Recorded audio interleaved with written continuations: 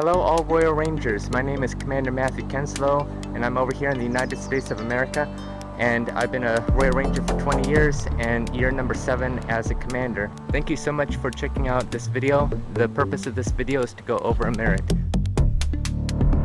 In these videos I'm going to walk through every one of the requirements. Now it's important to note that while watching these videos it will not give you the merit. You have to show to your commander that you have watched and learned from these videos. What I recommend you doing is taking down notes for each requirement and then show them to your commander for approval. Some of the purposes of Royal Rangers is to build knowledge, wisdom, skills, and leadership attributes while learning about God's Word and conserving His resources practically. And most importantly, to have fun doing it. So I'm Commander Matthew Kenslow from the United States of America, and be blessed.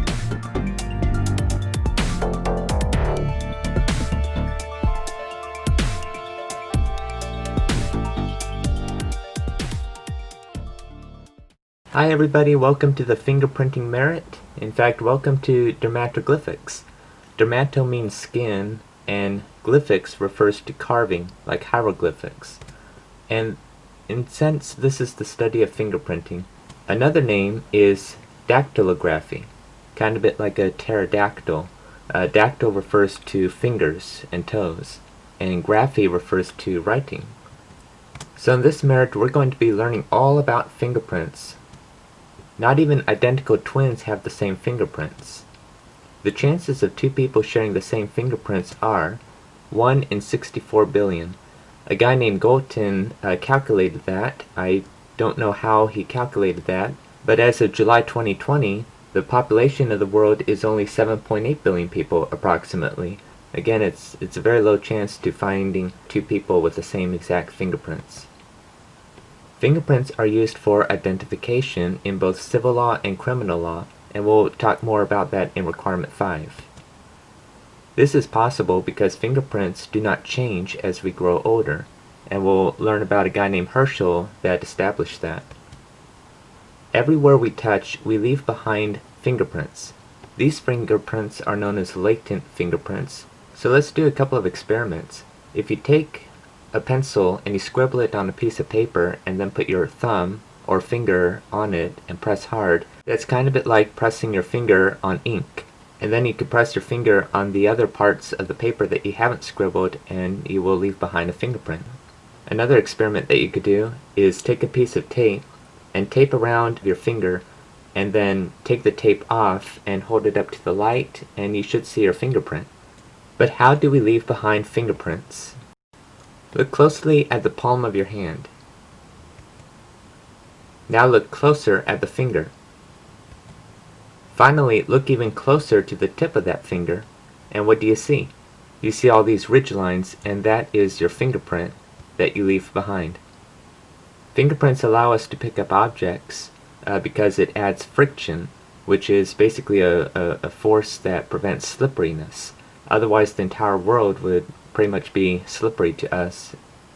So let's start with requirement 1. Make a timeline showing the history of fingerprinting. So take out a sheet of paper and title it The History of Fingerprinting. And then I want you to draw a long line with 9 tick marks. And this timeline isn't going to be proportional to the length of time between the events that we're going to talk about. So it doesn't have to be like unequally spaced. You could just equally space it like I have here. So let's begin with ancient times. Do you know that the use of fingerprints have been around for a long time, such as in China and Babylon? Here's an example of using fingerprints thousands of years ago, and these were found on clay seals, clay tablets, and they were used for business more than anything. They weren't used for identifying people yet. The next entry is 1686 and 1823, where we have Malpighi and Purkinje, and they were both anatomy professors at a university. In fact, I heard of Purkinje before. In the cardiac conduction system of the heart, you have fibers called Purkinje fibers. So usually if you're a scientist and you make a discovery, chances are there's going to be something named after you. Well, anyway, both of these anatomy professors were the ones who noticed the ridges on the fingers, but none of them realized the importance of these ridges. They both studied and pointed them out in the different patterns, and that was pretty much their contribution to fingerprints. The next entry is 1858, and we have Herschel, Sir William Herschel, and he was a British officer in India. Now this isn't the same Sir William Herschel, the astronomer. This is a different one, just to say. And while in India, he had a lot of contracts that he had to make for the natives. And the natives believed that if you have physical contact with legal contracts, then it's more binding. It's more special than to sign your name. But as time went on, Herschel studied these fingerprints, and he realized that fingerprints are different, and these could actually prove a person's identity.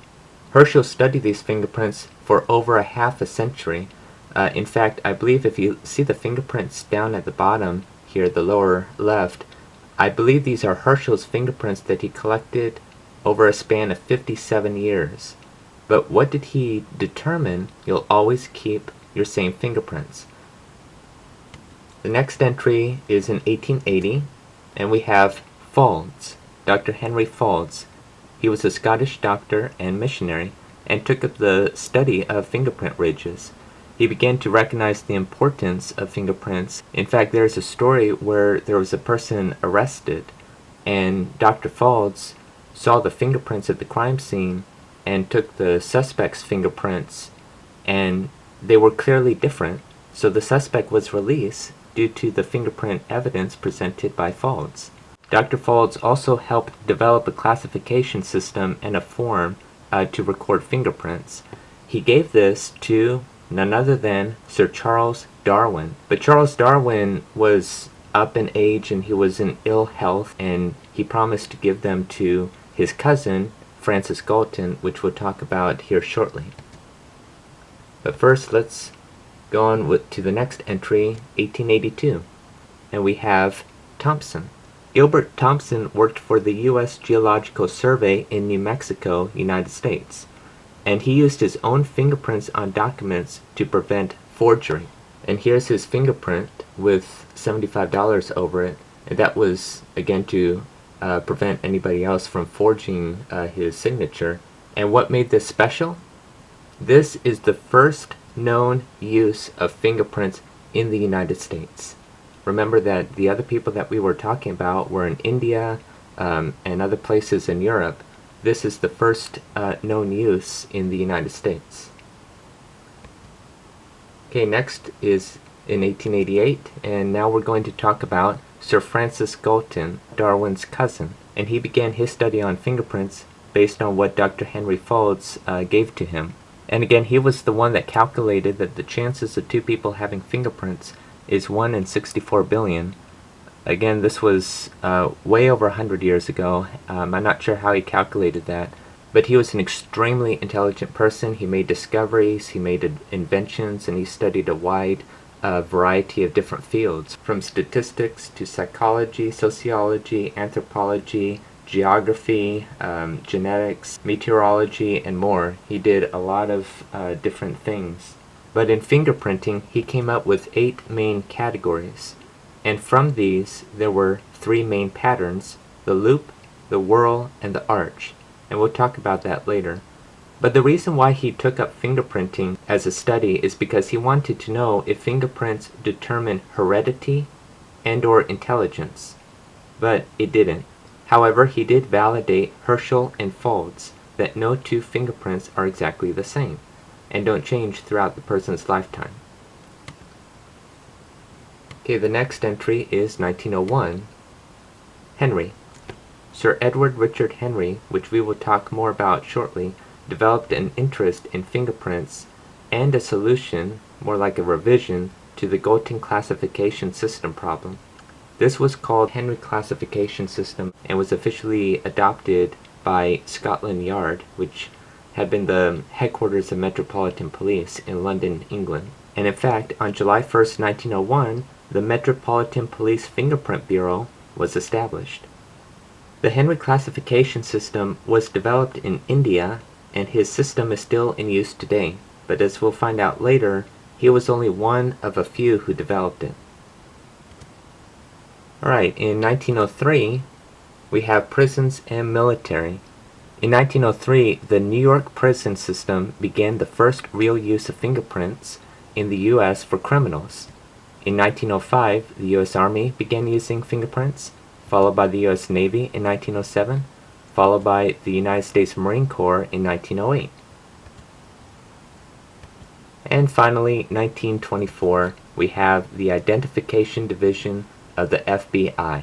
An act of Congress created this. At this time, all fingerprint files from the Leavenworth prison in Kansas and the National Bureau of Criminal Identification were given to the FBI. Okay, let's move on to requirement 2. Explain how people leave fingerprints and why fingerprints are considered so important in the identification of people. The second part is name the surfaces of the body where friction and papillary ridges are found. People leave fingerprints because of oil and sweat. Here's a cross-section or an inner look of our skin. This is what is underneath our skin and all the layers. The three main layers are the epidermis, dermis, and hypodermis. And I want to draw your attention to this structure right here. This is a sudoriferous gland, which means it secretes sweat. And then if you look over here by the hair follicle, you have another gland called the sebaceous gland, which secretes oil. So our skin secretes oil and sweat, and this creates a film or a coating around our fingers. It is these substances that we give off when we leave behind fingerprints. In fact, the very fine powder in dusting sticks to the oils of the latent fingerprints. And that's how it's possible to dust for fingerprints, which we'll talk about later. So brief recap, our skin secretes oil and sweat, it creates a coating around our fingers, and those substances are what's given off. This is important in the identification of people because everyone has their own unique set of fingerprints. This is a closer look at fingerprints. This is an actual microscopic cross-sectional view of our fingerprints. The surfaces on the body where these are found are the hands and feet. When you look closely at your hand, your feet, your fingers, or your toes, and you see all those ridges, those ridge lines that we saw earlier, this is it right here. They're like hills and valleys. And these are known as friction or papillary ridges. And think about how fingerprints help us to pick up objects because it increases the friction. That's probably one of the reasons why they're known as friction ridges. In fact, that's why you could leave both handprints and footprints because of these ridges. Okay, let's move on to requirement 3. Describe the Bertillon system of identification. List one example of when the Bertillon system failed to show the difference between two people while the fingerprint comparison showed the difference. So this is Alphonse Bertillon, and he was not a criminal. In fact, he was a criminologist. He was a French police officer who came up with the mugshot. The Bertillon system of identification uses skeletal body part measurements to show differences between people. This technique was called anthropometry, which literally means the measurement of human individuals. Anthro refers to human or human-like, and metry comes from metron, which means measurement. So yeah, literally the measurement of human individuals. The idea is that everybody's body measurements are different. There might be some similarities, but chances are not everything measured would be exactly the same for any two people. They would measure like hand span, they would measure height, they would measure head size, they would pretty much measure everything. It was pretty rigorous, but this is what they did back in the day before they trusted in fingerprints. And on top of this, the suspect had to get a mugshot. That way, for example, if the criminal escapes and they arrest somebody they think is the suspect, then they would measure everything by the Bertillon system and compare to see if the measurements line up. And if there's some differences, they got the wrong guy. Nowadays, they just check the fingerprints. but this is what they did back in the day. Something that you could intuitively figure out is that as time goes on, people are either going to grow or shrink or do something to themselves to alter the measurements. Here's the famous classic story of when the Bertillon system failed but gave credence, which means credibility or acceptance or confidence, to using fingerprints instead. Here is Will West, and he was arrested in 1903, and he was sent to the Leavenworth Penitentiary in Kansas. And as you could see here, they took the mugshot and the measurements. But after they took the measurement, something strange happened. One person pulled up the records of another person who had very similar measurements, and in fact, the mugshot looks almost identical. But this person named William West was already there since 1901. So what's going on here? You have two people that look exactly the same, that have similar measurements, and pretty much they have the same name, Will West and William West. So let's say Will West didn't do anything wrong in that time, but William West escaped. If the police were searching for William West and found Will West, they would have arrested him, took the mugshot and the Bertillon system, and odds are Will West would have served time when it was really William West. So it was probably a headache when this was surfaced and found out. However, they took the fingerprints, and as you notice, the fingerprints are in fact different. And yes, fingerprinting does take a trained eye. Sometimes they're completely different and sometimes they look the same, but if you really look closely, fingerprints are different. And in the case of Will West and William West, the fingerprints are different. So this is the classic story of how the Bertillon system failed and gave credence to using fingerprints. So just to say, the prevailing theory is that these both were twins separated at birth. I believe other people think that they were cousins, and some people think that it was just a wild coincidence. Well, anyway, that's just some explanation of how this could have been possible. Okay, requirement 4 is explain the Henry classification system of fingerprint identification. Be able to identify the arch, the loop, and whorl pattern divisions. Also be able to identify the deltas and the cores of fingerprints. So in this requirement, we're actually going to get into examining different fingerprints. The Henry classification system divides ridge patterns into 3 general divisions: the arch, loop, and whorl. This was developed by Sir Edward Richard Henry, Bose, and Hock. Bose and Hock were from India, and Sir Edward Richard Henry was from the United Kingdom. Just to clarify something, it was really Bose and Hock that came up with the Henry classification system, and Sir Edward Richard Henry was the supervisor, and he took credit for the Henry system when it was really Bose and Hock that did most of the work, just to tell you. But it's still called the Henry classification system. So coming up, we're going to be looking at the arch, loop, and whorl patterns, but the Henry classification system is more than just that. It's quite mathematical, and I won't be going over that, but you could do extra research if you want to. This page I found on the internet. It's not Royal Rangers. It looks like a middle school or high school project. But just concisely, each fingerprint is given a number, and you look whether or not it has the whorl pattern. And if it has a whorl pattern, it's given that value. You add up all the values of the even number fingers, and you add 1, and you put that over the sum of the values of the odd number fingers, and you add 1, and then just divide, and that's your number. Everybody is given a specific number, but you don't have to worry about doing that for the merit, unless you're like me and you love math. But don't worry, you don't have to do this. But essentially, the Henry classification system is much more than just 3 ridge patterns. In summary, it's the method to classify fingerprint records and exclude anybody who has a different value. Again, everybody is given a value, and it's quite mathematical.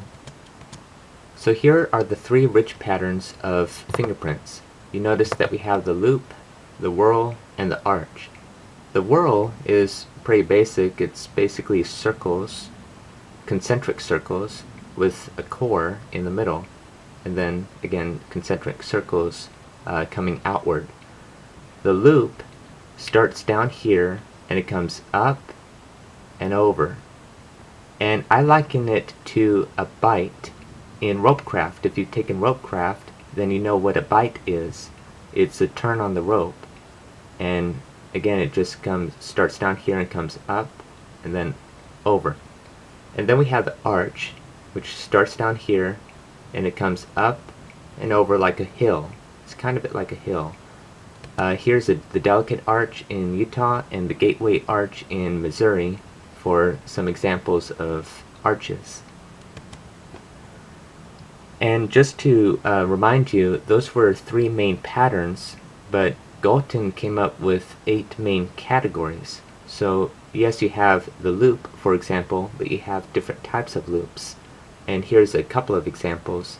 But first, let's talk about our hand real quick, the anatomy of the skeletal system. Here you have the thumb and the pinky, and you have your forearm bones right here. There are 2 bones from your wrist to your elbow, and just 1 from your elbow to the shoulder called the humerus. Well, this bone right here on the thumb side is called the radius, and on this side, on the pinky side, is called the ulna. So you could have the radial loop and the ulnar loop. So which one is which? Here you're going to have to use your hand. On this side, you have the loop starting over here and coming up and over and back around. On this side, it's starting over here and it's coming up and over and back around. Now, if you take your finger or your thumb and you put it over the fingerprint, for example like this, you will notice that the loop, which starts over here, is starting over by the pinky side right here. So if it's starting over by the pinky side, that is the ulna, and therefore that's called the ulnar loop. And on this side, if you put your thumb over it, you see that the loop is starting over here on the thumb side, and on the thumb side you have the radius, and therefore it's called the radial loop. But if I switch hands now, and I take my thumb and go like this, now the loop is starting on the pinky side. And so if this was somebody's left hand, this would be the ulnar loop, and this would be the radial loop. So in order to find out, you have to know which hand we're talking about. And that's just one example of a couple of variations of the loop.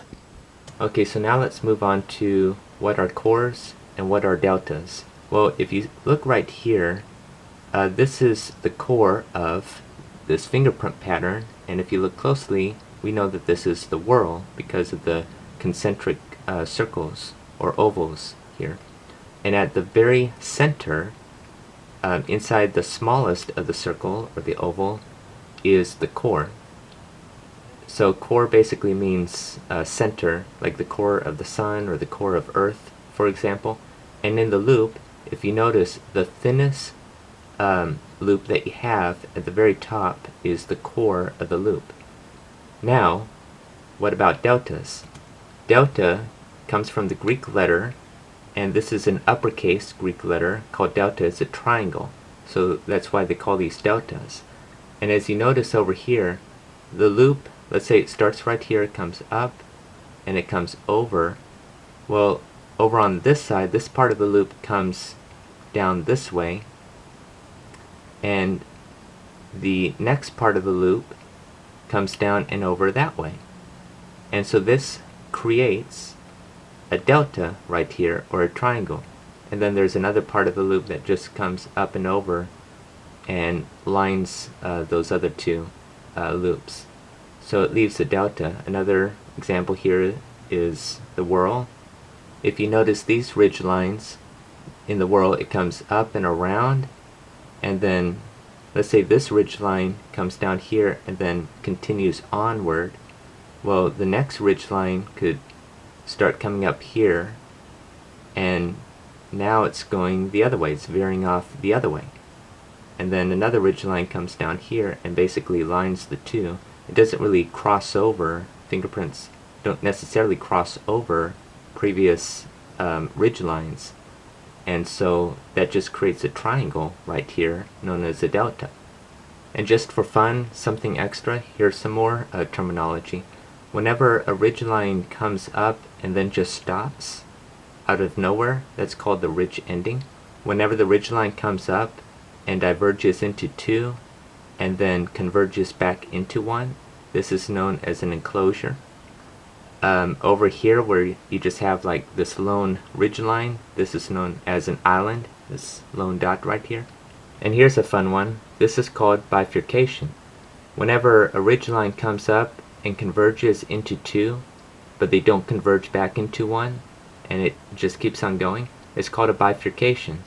Bi means two, and it's basically going from one to two different ridge lines. There's one right here, there's another one right here, and another one right here. So loops account for 65% of the population, whorls 30%, and arches 5%. I'm sure all approximate, of course. So let's move on to requirement 5. Identify 10 different ways law enforcement agencies use fingerprints. Okay, read each statement and determine how fingerprints are used. Are they used by law enforcement agencies, or is it a civil use of fingerprints? So, just to clarify, criminal law means that you're in legal trouble. You broke the law, you committed something illegal. This could be theft, or breaking into somebody's property, or going above the speed limit, etc. Civil law is dispute between parties. A party includes a person or an organization. So let's say two people are arguing, they have a dispute. Or if two organizations have a dispute. Or more, it doesn't have to be just two. Or maybe it's a person and an organization. If they have a dispute, or one person is saying, you can't do that, then they will probably go to court to have it settled out. But it doesn't mean that any one of them actually broke the law. For criminal law, the law enforcement agencies will use the fingerprints. So let's get started. I'll give a series of statements, and you'll just have to say, is it criminal use or is it civil use? So after I read each statement, you could feel free to press pause and think about it. I'm going to give a couple seconds anyway, and you just have to make the guess. First one, voter registration and driver's license. They usually take your fingerprints, but would it be for criminal use or civil use? Okay, well think about it. If you're registering to vote or having a driver's license, it's not that you broke the law, so this would be civil use. To convict criminals for their wrongdoings. Well, think about the word criminal. This would be for law enforcement agencies. So when it says law, it means law enforcement agencies. Okay, to check outstanding warrants on people who are arrested. Well, think about people who are arrested. They usually broke the law, so this would be law enforcement. And sometimes innocent people are arrested, and they'll just take your fingerprints and determine if you're the guy or not. Taken when anyone enlists in the military. Now, if you're serving in the military, it doesn't mean that you committed a crime or anything. This is for civil use, for the record. To identify missing persons. This is actually for law enforcement agencies. To identify victims of disasters. This is also used for by law enforcement agencies. Used to prevent welfare and social security fraud. This one's a little tricky.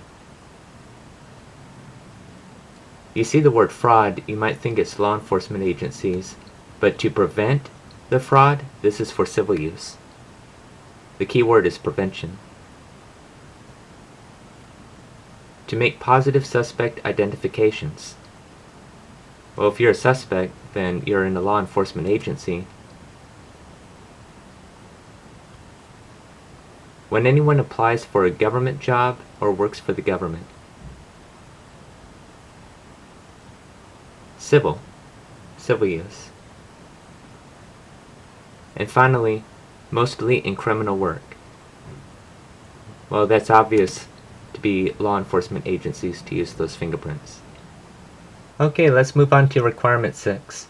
Describe 2 ways fingerprints can be taken from a person and where these fingerprints are stored. Take a clear set of your fingerprints. Identify which pattern fits each of your prints and find the deltas and the cores. Again, pattern refers to arch, loop, or whorl. So fingerprints can be taken from a person by either the ink and roll method or the digital method. These are stored with local law enforcement agencies and/or the FBI. Here's an example of the digital method where your fingerprints are taken and stored digitally on a computer. Getting into the world of biometrics, you could use your fingerprints to gain access to your phone. Adults could use their phones for payments instead of using an actual card from their wallet.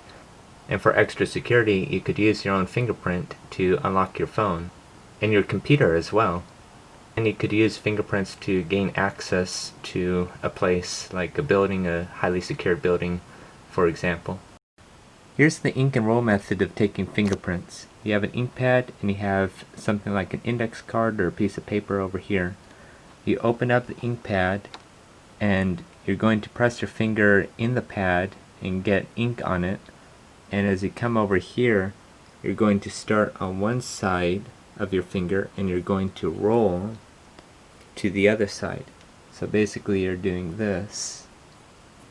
So for example, put your finger and you press it in the ink and you now have ink on your finger.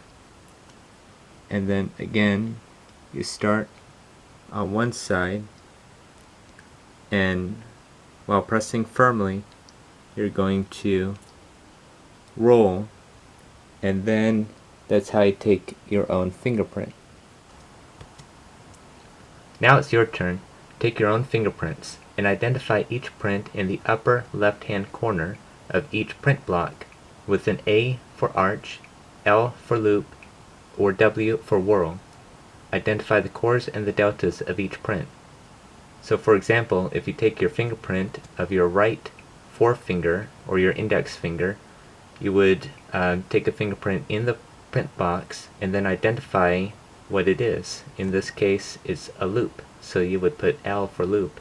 And of course you would highlight or color in or circle the deltas and the core as well. Okay, let's move on to requirement 7. Define latent fingerprints. Explain how fingerprints are found at a crime scene and how they are removed, stored, and used. Latent fingerprints are the individual fingerprint impressions left on an object. Fingerprints can be found using a dusting method. Once they are found, they are photographed, lifted, quote-unquote, and put on an evidence tag with the date, time, location, case number, and the name of the evidence technician. Then they are matched with the prints of suspects by fingerprint experts. If a positive identification is made, the prints are held as evidence and used in court. So let's see how a professional does it. Here's a type of brush that they use. It has all these fibers on it. So he first opens the jar. This contains the very fine powder in dusting, and these are what sticks to the oil of latent fingerprints. Puts a little bit in a styrofoam cup, and then he takes the brush and just coats it with the powder, and then he twirls it on the surface like this, twirling it back and forth, and as you could see, the latent fingerprints are now visible due to the powder sticking to the latent fingerprints, the oils that are left behind. And then you put a piece of tape over it, like Scotch tape for example, careful not to blur it, and then you carefully peel it off put it on something like a ID card, and there you go. And that's how you lift latent fingerprints. Okay, let's move on to requirement 8. Make a list of career opportunities working with fingerprints. List examples of job titles, job responsibilities, and special schooling necessary. So some of the job titles include fingerprint expert, fingerprint classifier, identification officer, fingerprint examiner, forensic specialist, and latent fingerprint analyst. Now, forensics is basically the scientific test or techniques in solving a crime. It's also known as forensic science and criminalistics. The responsibility is to identify fingerprints, process the crime scene, take photographs, package and store evidence, classifies fingerprints, conduct automated fingerprint searches, file fingerprint cards, and testifies in court. Another job is, well, the forensic scientist. These people analyze and interpret physical evidence, including fingerprints, and they present their findings in court. Now, under special schooling, almost all jobs in the area of fingerprinting will require additional schooling and training, such as Criminal Forensic Investigation Series from the Northwestern University Traffic Institute and Quantico, Virginia FBI Academy for Advanced Latent Fingerprints. Okay, now the final requirement, requirement 9. List other types of fingerprints, quote-unquote, or forms of identification that forensic specialists use to determine who was at the crime scene. So sometimes it's not just latent fingerprints. Or what if there aren't any fingerprints? Well, you have DNA from blood, hair, and skin. DNA is sort of our personal fingerprint inside. The only thing is that identical twins have the same DNA. They have different fingerprints, but they have the same DNA. And so everybody has a different DNA, or deoxyribonucleic acid, that's what it stands for. And these code for proteins that our body uses, and it basically makes us us. Why do some people have blue eyes and others brown eyes? Why do people have blonde hair and others red hair? Why are some people tall and others short? Etc. and etc. Now, just to give some additional science material here, because I can't resist, you have red blood cells and you have white blood cells. The white blood cells are what's in lavender here, like the neutrophil, basophil, monocyte, all these. And it's the white blood cells that contains DNA. DNA is not found in red blood cells, they are found in white blood cells. Just a little trivia there. Shoe prints, bullet or weapons, because you could trace the bullet to the firearm and the firearm to the person. I mean, if you have a weapon, it's registered under your name and all your information is there. Photographs, artist drawings or police sketches, lineups, lip prints, and more. These are additional types of fingerprints, quote-unquote, that could identify a person. Okay, let's conclude with an activity. We have 4 terms up here on top and 4 terms down here on the bottom, and then the definitions to these terms. Pause the video and try to match the definitions to the terms. Now, these 4 definitions on top will be matched specifically to these 4 terms up here, and likewise down here, so there aren't going to be any like crossovers. I mean, no line is going to cross this line right here. So go ahead and pause the video, and when you're done, just press play. Okay, let's begin with a fingerprint expert. The fingerprint expert is the person who works for a law enforcement agency who identifies fingerprints. The Bertillon system is the system of identification that uses skeletal body measurements. So it was a system that used to be before fingerprints. And now we know the story of Will West that made the Bertillon system obsolete. The arch, loop, and whorl are the 3 major divisions of fingerprint ridges. And latent fingerprints are the invisible fingerprints left on items that people touch. Okay, let's move down here. The ink and roll method is the method of taking fingerprints using ink and a fingerprint card.